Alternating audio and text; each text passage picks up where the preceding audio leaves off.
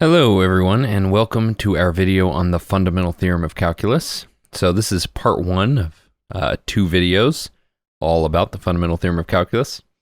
So this theorem is called the fundamental theorem of calculus because, well, it's exceptionally important and it ties the two main ideas of calculus together.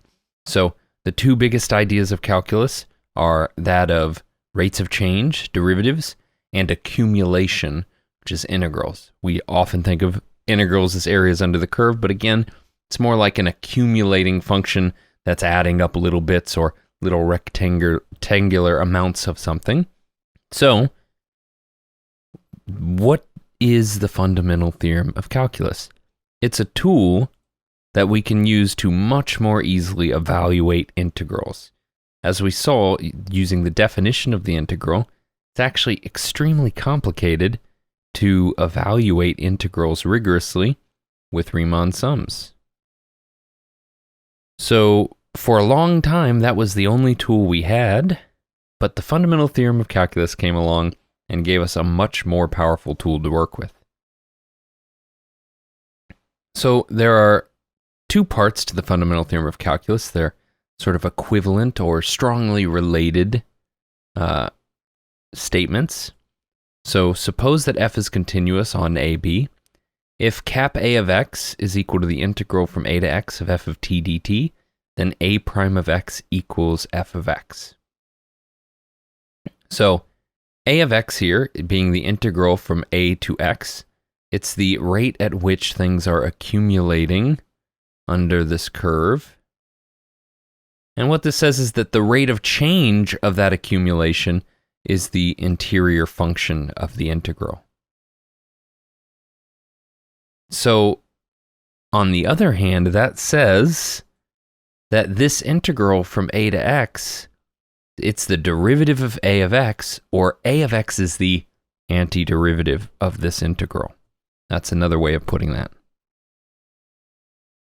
And part two of the fundamental theorem of calculus says, for the integral from a to a fixed value b of f of x dx, you can evaluate that integral by taking cap f of b minus cap f of a, where cap f is any antiderivative of f. So, this gives us a really powerful tool. We've seen how to take antiderivatives of functions before, and now we're saying if we're looking at the area under the curve, all we got to do is take an antiderivative and plug in the two endpoints and subtract them. Okay, so what we're going to do is go through the proof of number 2 first, and then we'll use number 2 to prove number 1. All right. So the proof for number 2 here is a little bit tricky, but not crazy. It's just a clever way of rewriting expressions that leads us to, and applying the mean value theorem, that leads us to pop this formula out. So let's take a look. Consider a partition P of the interval a to b formed with points x0, x1, x2, so forth and so on to xn, such that a is equal to x0, which is less than x1, less than x2, dot, dot, dot, less than xn, which is equal to b. So if we take a look at this interval here, that's what we're looking at, right? x0 is our first point, xn is our last point, and we've divided this up into n partition subintervals. So if I've divided up the partition in this way, if I look at f of b minus f of a, I can just cleverly add 0 over and over by taking f of b minus f of x sub n minus 1 plus f of x sub n minus 1 minus f of x sub n minus 2 plus f of x sub n minus 2 minus dot dot dot, and we just repeat this process over and over. So we just add a bunch of zeros by subtracting and adding the same thing.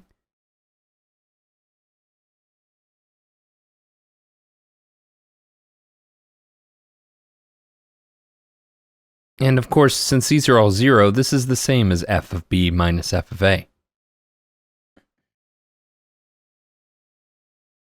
So now, I've got the sum from I equals 1 to n of cap f of xi minus cap f of xi minus 1. That's just the sum written out in the summation form. That's all I've done. So I'm saying that f of b minus f of a can be written as this whole sum because I have all of these canceling parts, right? But this is just f of x1 minus f of x0, which is these two. And f of x2 if I equals 2 minus f of x1, which is these two. So it's just a different way of pairing up the terms as we've written them here.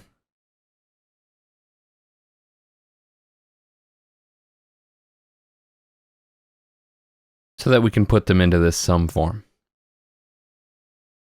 Now, since cap f is differentiable and continuous, the mean value theorem applies to each interval of the partition. So that means that for each interval, the partition, when we apply the mean value theorem, we get cap f of xi minus cap f of xi minus 1 equals the derivative at some c in the interval times xi minus 1, which is equal to f of ci times delta xi, right? This is my delta x by definition.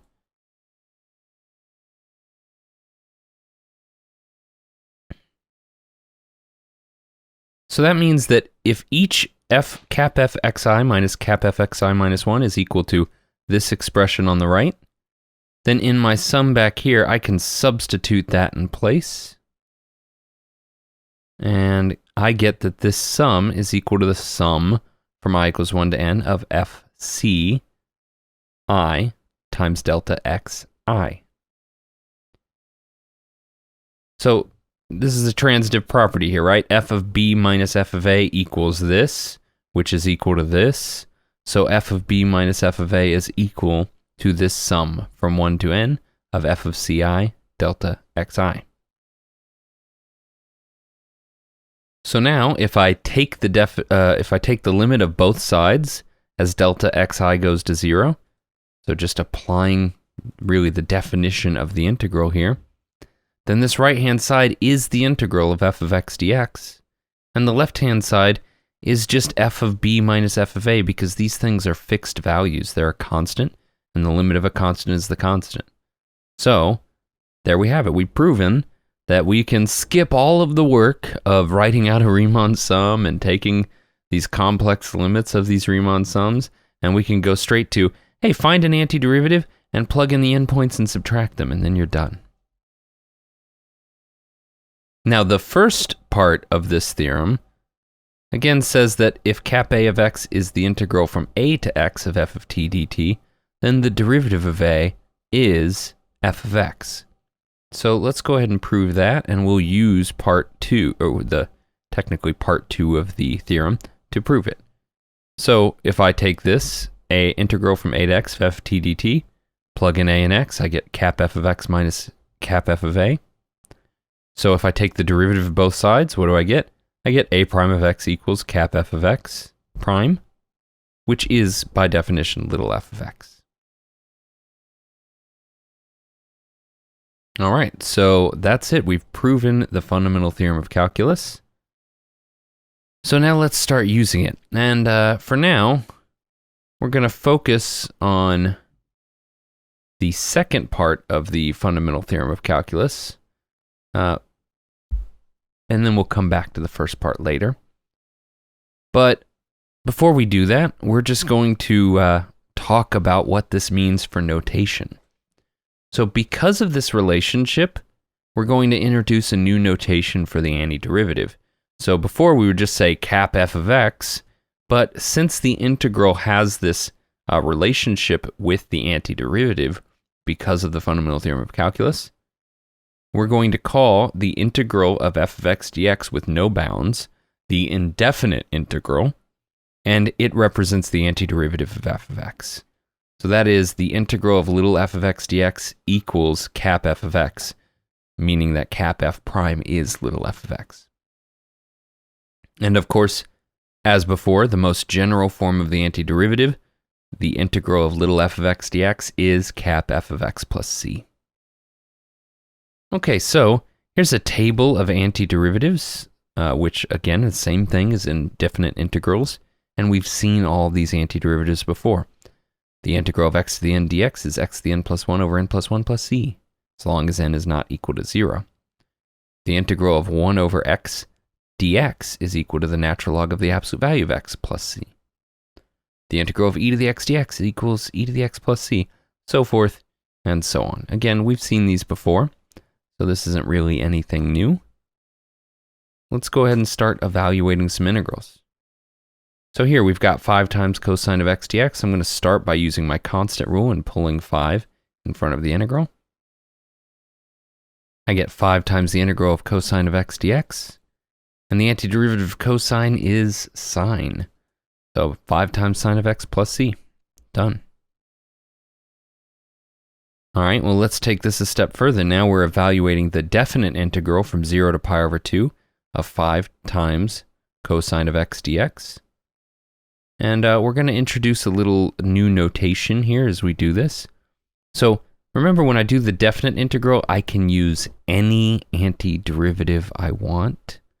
So I'm always going to choose c to be equal to 0.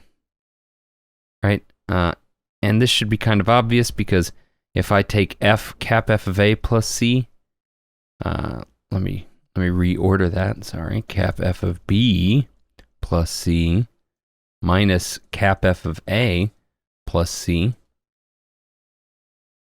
C minus c cancels, and I just get cap f of b minus cap f of a. So when I'm dealing with the antiderivatives, when I'm dealing with the definite integral where I'm going to evaluate at the endpoints, I don't care what the value of c is. I can pick any value of c I want. So I'm always going to pick c equals 0 because that's simpler. So my antiderivative here is, as we saw in the last problem, 5 times sine of x, and I'm going to evaluate this from 0 to pi over 2.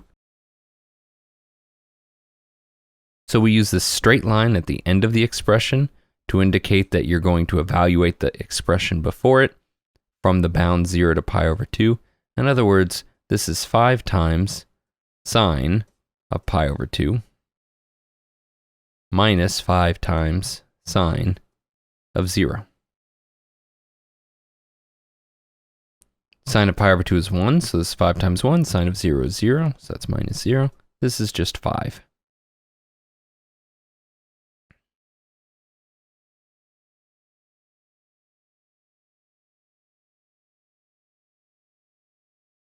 All right, that's it for that example. Let's go ahead and move on.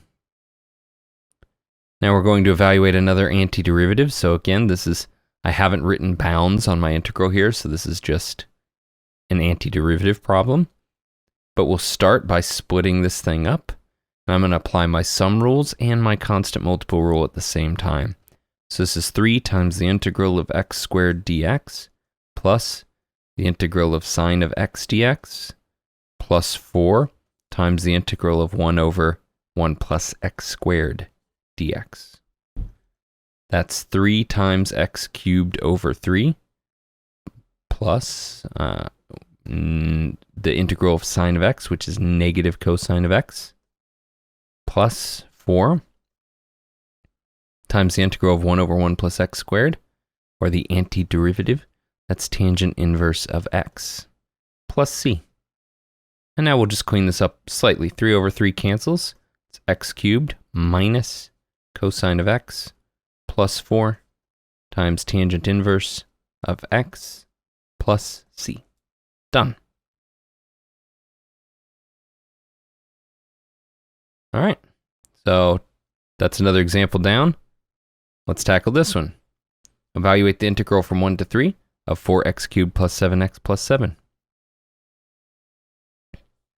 So this is the integral from 1 to 3 of 4 times x cubed. I'm pulling my constant out in front, dx, plus 7 times the integral from 1 to 3 of x dx plus the integral from 1 to 3 of just 7 dx. I can move the 7 in front if I want. We'll go ahead and do that, and maybe just think of this as 1 dx to be consistent with the rest of the work we're doing. So this first antiderivative is x to the 4th over 4, and we've already got the constant 4 in front, plus 7 times x squared over 2, plus 7 times x. And the whole thing is being evaluated from 1 to 3. So this is another way that we notate the same thing. So we can use parentheses and a straight line from 0 to pi over 2 to indicate evaluation, or we can use square brackets and just denote the evaluation marks on the corners of our square brackets on the right. Both of those notations are fine. I have no problem with anyone using either of those. Okay, so the 4 over 4 cancels here, and now we need to evaluate at our endpoints. That's 3 to the 4th power, plus 7 times 3 squared over 2, plus 7 times 3, minus 1 plus 7 halves plus 7. And now all I got to do is a little bit of arithmetic. Okay, so 3 to the 4th power, that's going to be 81.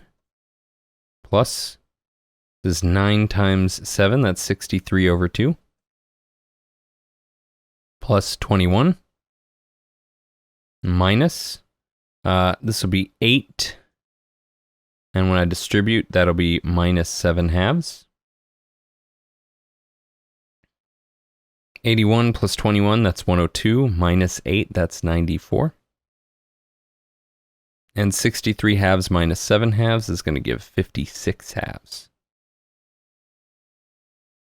56 over 2 is 28, plus 94, that's 122.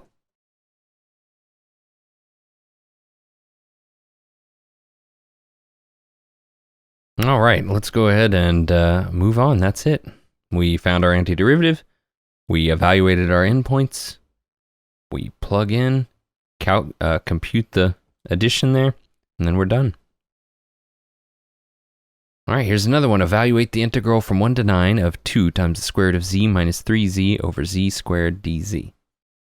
So now, once we've gotten used to this idea that we can split up our integrals along sums and we can pull the constants out, sometimes we do stop writing this intermediate step at every point because it takes a little bit of extra time and isn't totally necessary. So we'll probably go ahead and do that on this problem. So in order to evaluate this antiderivative, though, I first got to split this thing up.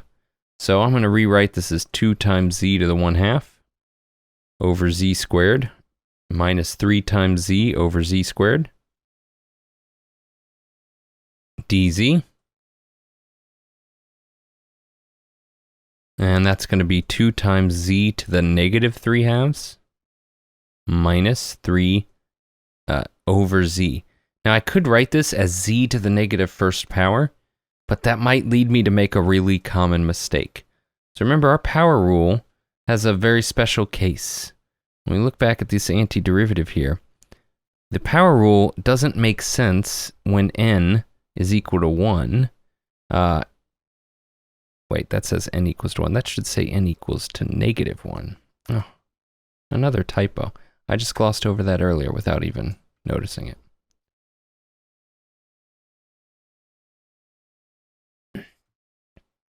Okay, when n equals negative 1, you would have 1 over x dx. And there's no way to get 1 over x dx taking the derivative of a power, because the derivative of x to the 0 is a constant. Derivative of a constant is 0. So that's never going to happen. And we know that 1 over x is the derivative of the natural log of the absolute value.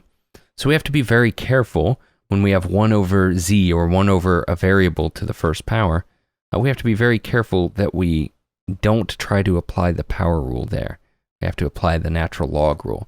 That's a really common mistake. Just keep an eye out for that. Okay, so with that, let's go ahead and evaluate this antiderivative. I get 2 times z to the negative 3/2 plus 1 power divided by my new power, minus 3 times, and the antiderivative for 1 over z is just the natural log of the absolute value of z. And then I'm going to evaluate this whole thing from 1 to 9. Okay, but before I do that, let's clean up what we have inside our integral a bit. This is 2 times z to the negative 1/2 power over negative 1/2 minus 3 times the natural log of the absolute value of z from 1 to 9. And finally, if 2 divided by negative 1/2 is really negative 4. And z to the negative 1/2 power is 1 over the square root of z.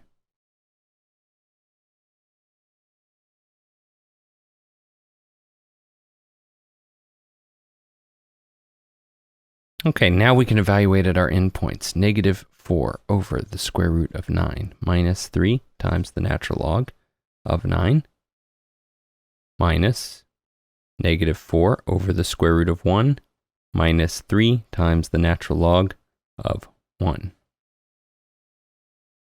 I don't need the absolute value anymore because these are both positive numbers.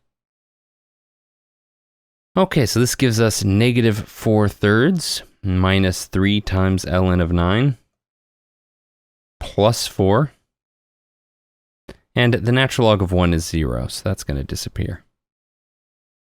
Now 4 is 12/3 minus 4/3, that's 8/3. And then we've still got that 3 times the natural log of 9.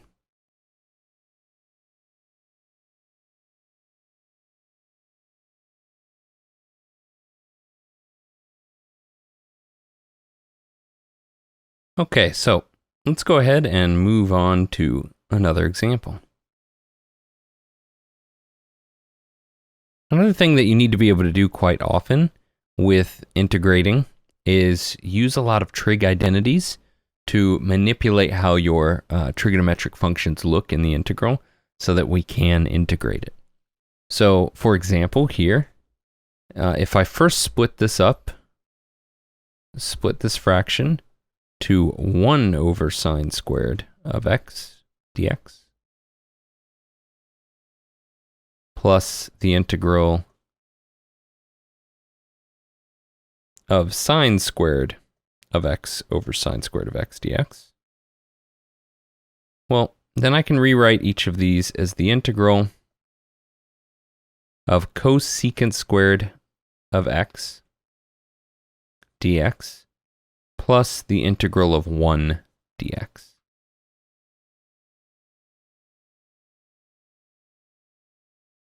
And hopefully we recall cosecant squared of x. The antiderivative of that is negative cotangent of x. So if we want to think through that a little bit, in case that one doesn't come to mind as easily, we know that the derivative of cotangent is negative cosecant squared, right? But I don't have negative cosecant squared, I have cosecant squared, so I just get the opposite thing, right? I get that the derivative of negative cotangent of x is positive cosecant squared of x, right?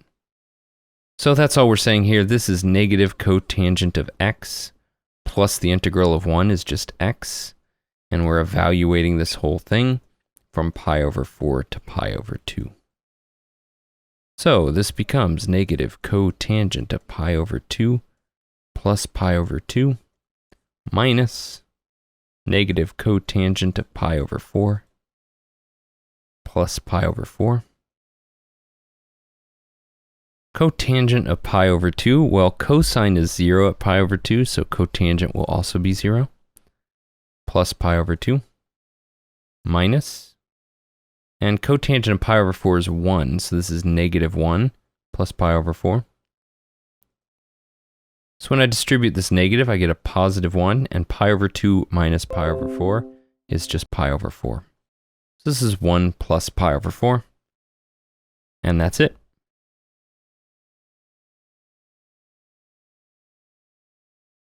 Okay, so here's another example where we need to use some trigonometric identities, but in this case we have 1 minus sine squared of x over cosine squared of x, and hopefully you'll notice, well, sine squared of x plus cosine squared of x is 1.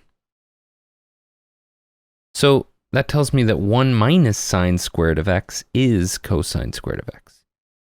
So if you recognize that Pythagorean identity, then you'll realize that you can rewrite this integral as the integral from 0 to 1 of cosine squared of x over cosine squared of x dx, which is just the integral from 0 to 1 of 1 dx, which is x evaluated from 0 to 1, which is 1 minus 0, which is 1. So if you recognize that Pythagorean identity, then this immediately becomes a really simple integral. All right, now we're done with that one. And let's take a look at this example. So now we've got an absolute value, the absolute value of 3x minus 2. Now this is a little bit tricky because the absolute value, as we know, has to be dealt with as a piecewise function. This is 3x minus 2 for 3x minus 2 being positive or 0. So what does that mean? Well, if 3x minus 2 is positive or 0, and I add the 2 across and divide by 3, then x is greater than or equal to 3 halves. And then this function must be negative 3x minus 2 when x is less than 3 halves. So what that means is in order to integrate this function, I actually need to split my integral into two pieces. The integral from 0 to 3 halves of the negative function here, plus the integral from 3 halves to 3 of the positive version.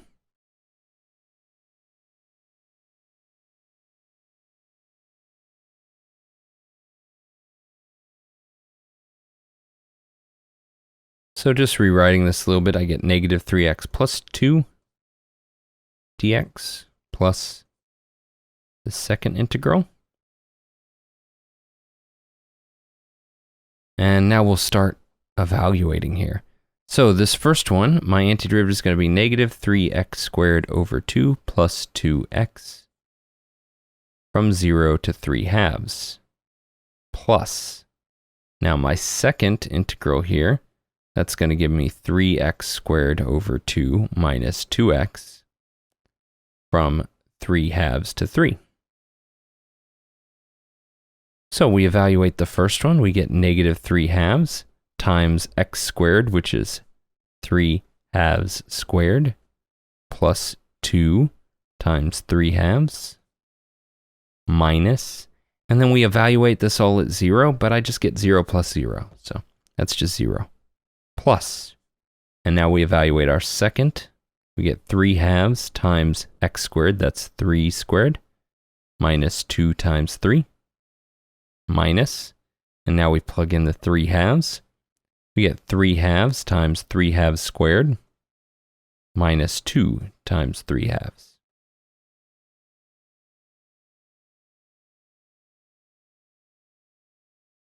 Okay, so now we just got to do a bit of arithmetic here. So here we get negative 3 cubed over 2 cubed, right? That's 3 times 3 squared and 2 times 2 squared. So that's negative 27 over 8 plus 2 times 3 halves is 3 plus, this will be 3 cubed, that's 27 over 2 minus 6. And now we have to distribute this negative. This is going to be a negative 27 over 8 again. And then we distribute it, and this is going to become a positive 3.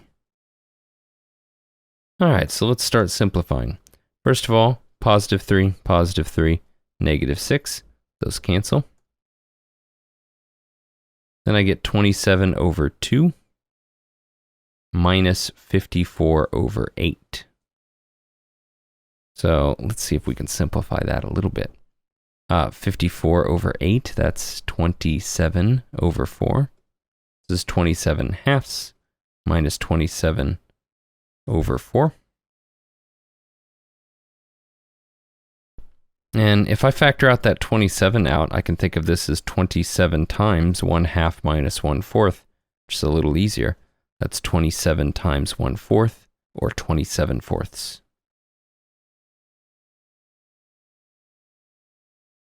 I could have also multiplied 27 over 2 by 2 over 2 and gotten 54 over 4 minus 27 over 4.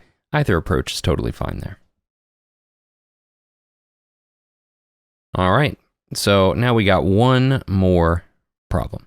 So find the net area function for the curve f of x equals e to the x plus x cubed, starting at the point x equals 2.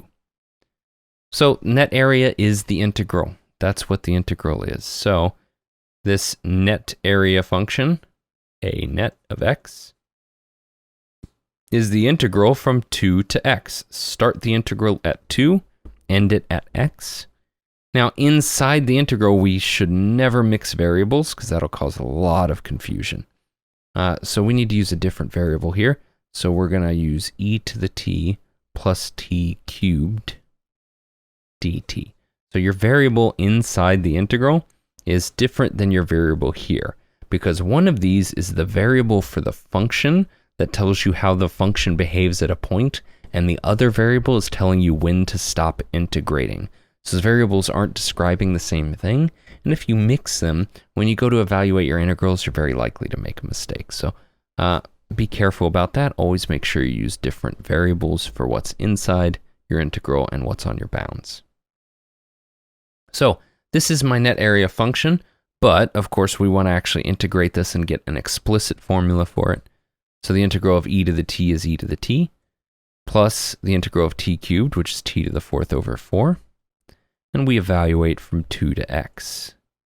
This gives us e to the x plus x to the 4th over 4 minus e squared plus 2 to the 4th over 4. And this simplifies slightly to e to the x plus x to the 4th over 4 minus e squared minus 2 to the 4th is 16 divided by 4 is 4.